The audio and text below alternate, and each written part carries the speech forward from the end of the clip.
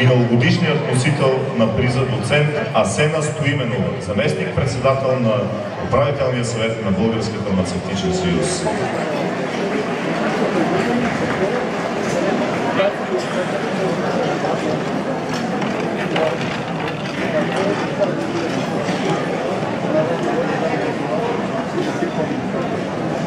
В тази категория призът се връчва на магистър-фармацевт Аделина Любенова. Моля ви, приветствайте!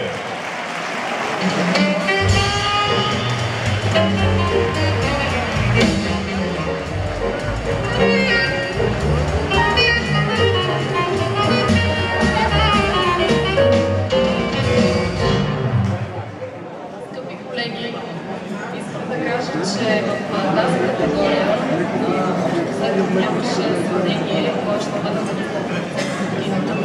Колегите бяха много единодушни. И като миналогодишния носител на тази награда искам да ви кажа, че и да се върна към Аделина, аз я гледам всяка сутрин и осъзнавам колко много ме задължава. Честито!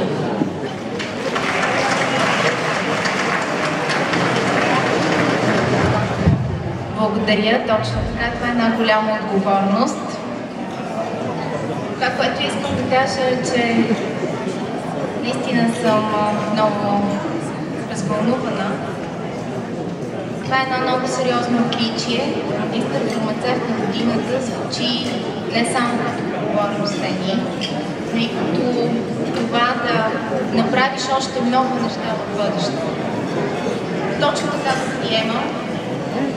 Благодаря на всички колеги, които оцениха тази моя работа, фармацевт.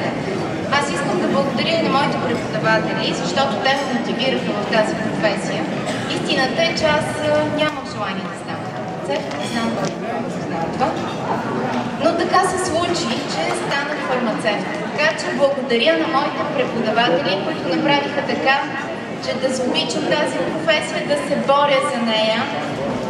И искам да ви уверя всички колеги, които наистина вярват във фармацията, че ние заедно можем да я направим една много просперираща професия, която да бъде за пример и обществото най-сетне да разбере, че фармацевтите са тези, които истина им помагат и без тях не могат.